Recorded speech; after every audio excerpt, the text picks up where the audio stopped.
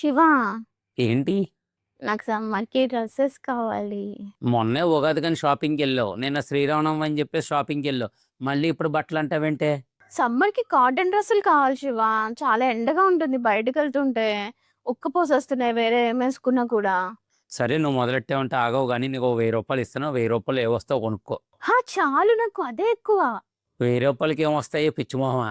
నువ్వు అలాగే అనుకో రా చూపిస్తా. ఇప్పుడే కదా ఓకే అన్నాను. అప్పుడే వెళ్ళిపోవడమా?